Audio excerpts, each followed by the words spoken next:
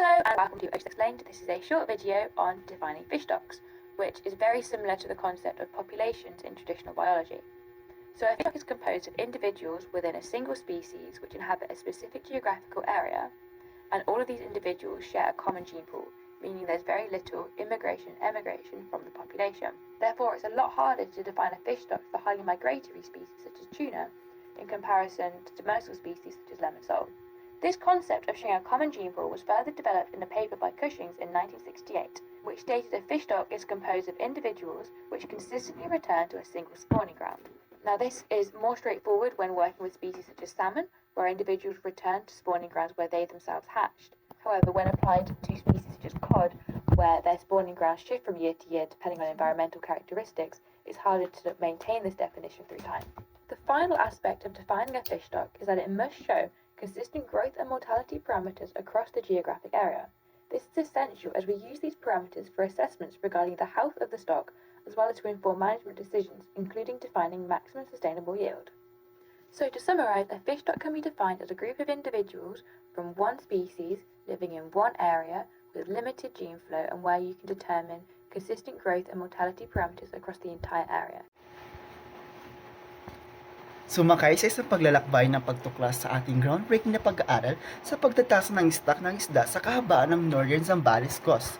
Sa malalim na pagsisiyasat sa masalimuot na web ng marine ecosystem, ilalahad natin ang mga sikreto na magpapanatiling mga kasanayan sa pangingisda at pamamahala ng mapagkukunan. Samahan niyo ako sa paghubog ng isang kinabukasan kung saan ang pangangalaga ng kapaligiran at kaunlaran ng ekonomiya ay magkakasuwato na nabubuhay sa masaganang tubig ng Zambales. Magandang araw sa ating lahat, lalong-lalo na sa ating mga magigiting na mangingisda.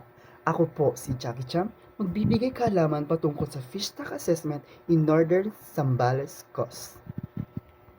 Ang mga layunin ng pag-aaral sa pagtatasa ng stock ng isda sa Northern Zambales Coast ay upang suriin ang catch per unit effort or CPUE of dominant fishing gear, tukuyin ang komposisyon ng mga species at komersyal na mahalagang species ng isda na nakalapag, bumuo ng first-hand data sa pagtatasa ng stock ng isda, tansyahin ng mga taunang ani ng mga marine species na nahuli, magtatag ng mga parameter ng populasyon ng mga napiling species at tukuyin ang potential yield at optimum effort sa rehiyon. Ang pag-aaral na ito ay tungkol sa fish stock assessment sa Northern Zambales Coast na siyang nagbibigay ng mahalagang insight sa potential na yield at optimum effort elimination gamit ang Schaefer model sa pamamagitan ng pagsusuri sa data ng catch at impormasyon sa dalas ng haba. Ang pag-aaral ay nag-aalok ng mahalagang natuklasan sa napapanatiling mga kasanayan sa pangisda. Itinatampok ng pananaliksik na ito ang kahalagaan ng pagsubaybay at pamamahala ng mga stock ng isda upang matiyak ang pangmatagalang kapaligiran at pang-ekonomiyang nagpapanatili sa rehiyon. Ang mga pamamaraan na ginamit sa pagtukoy ng stock ay kinabibilangan ng pagkuha ng mga parameter ng populasyon, pag-compute ng potential yield at optimum effort gamit ang Schaefer at pagsusuri ng catch per unit effort para ang CPUE para sa iba't ibang species. Ang indikasyon ng overexploitation sa Northern Zambales area ay ang pagtaas ng pagsisikap sa pangingisda na nauuwi sa pagbaba ng huli, kung saan lumampas na sa potential yield ang nakuha noong 1999 to 2000 na nagpapahiwatig na labis na paggamit ng resource sa lugar. Ang modelong Schaefer ay isang malawakang ginagamit sa modelo ng matematika sa pamamahala ng pangingisda upang matansya ang potensyal na ani ng isang palaisdaan. Ito ay batay sa kaugnayan sa pagitan ng pagsisikap ng pangingisda or bilang ng mga sakyang pangingisda o kagamitan at ang rate na huli or catch per unit effort. Ipinapalagay ng mga modelo na mayroong maximum sustainable yield na maaaring makuha mula sa isang palaisdaan kung ito ay aanihin sa pinakamainam na antas. Sa pag-aaral ng fish stock assessment in Northern Zambales Coast, inilapat ng mga mananaliksik ang modelong Schaefer upang matansya ang potensyal na ani ng palaisdaan sa lugar ng Northern Zambales. Ginamit nila ang data sa catch per unit effort ng iba't ibang uri ng fishing gear sa loob ng 5 taon, 1998 to 2002, upang kalkulahin ang potensyal na ani.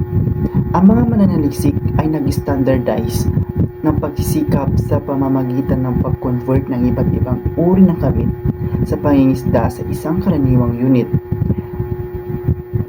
upang maging pare-pareho ang mga kalkulasyon sa pamamagitan ng pag-input ng data ng CPUE at standardized na pagsisikap sa modelong Skifer. Nagawa nilang matansya ang potensyal na ani ng paraisdaan sa mga tuntunin ng metric tons na maaring sustainably ani mula sa Northern Zambales area. Ang pag-aaral na ito ay makatulong sa mga isda hindi lang sa Northern Zambales pati na rin sa iba't ibang mga fisherman sa mga sumusunod na paraan. Nagbibigay ng impormasyon sa mga mangingisda hinggil sa catch per unit effort at species composition na maaaring gamitin upang mapabuti ang kanilang mga pamamaraan sa pangingisda. Sa pamamagitan ng pagtukoy sa commercially imported fish species, maaring matulungan ang mga mangingisda na makilala at pahalagaan ng mga uri ng isda na may mataas na halaga sa merkado. Ang pag-aaral na ito ay naglalayong mapanatili ang sustainable fishing practices at makatulong sa pamangalaga ng mga yamang pangisdaan na naglalayong mapanatili ang kabuhayan ng mga isda sa rehiyon or sa iba't ibang rehiyon, hindi lamang sa Zambales. Ang CPUE ay maaring malalaman sa pamamagitan ng mga sumusunod na paraan. Una, ang mga resulta ng modelong Skifer ay nagbibigay ng mahalagang insight sa katayuan ng palaisdaan na nagsasaad kung ang mga aktual na antas na paghuli ay napapantili o lumalampas sila sa pinakamataas na napamanatiling ani. Ang impormasyong ito ay mahalaga para sa pamamahala ng pangisdaan at mga pagsisikap ng konserbasyon upang matiyak ang pangmatagalang kalusugan at pagiging produktibo ng marine ecosystem sa Northern Zambales. Una, pagkuha ng data. Kailangan mag-record ng catch at effort data mula sa pangingisda. Ang catch ay ang dami ng isda na nahuli, habang ang effort ay tumutukoy sa pagsisikap o oras na ginugol sa pangingisda gamit ang particular na fishing gear. Sumunod, pag-compute. Para makuha ang CPUE, kailangang i-divide ang catch sa effort. Halimbawa, ang catch ay 100 kg at ang effort ay 10 oras. So, ang CPUE nito ay 10 kg kada isang oras.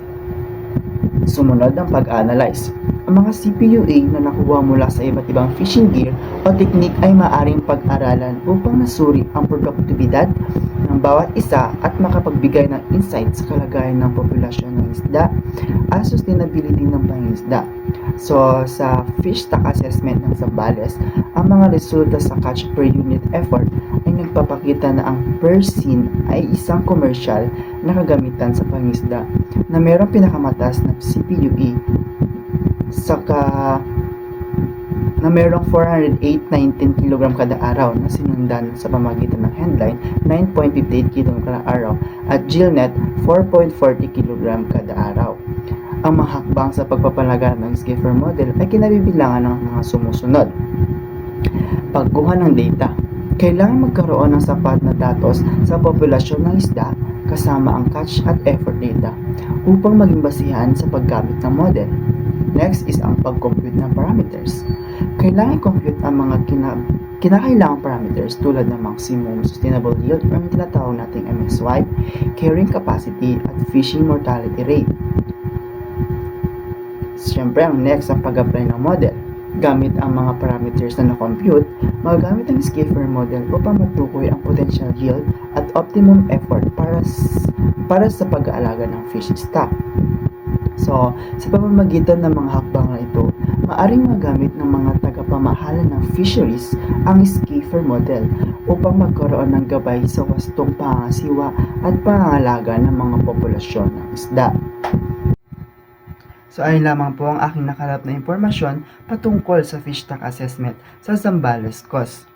Naway meron po kayong natutunan, lalong-lalo na po sa paggamit ng Skifer model. Bye-bye!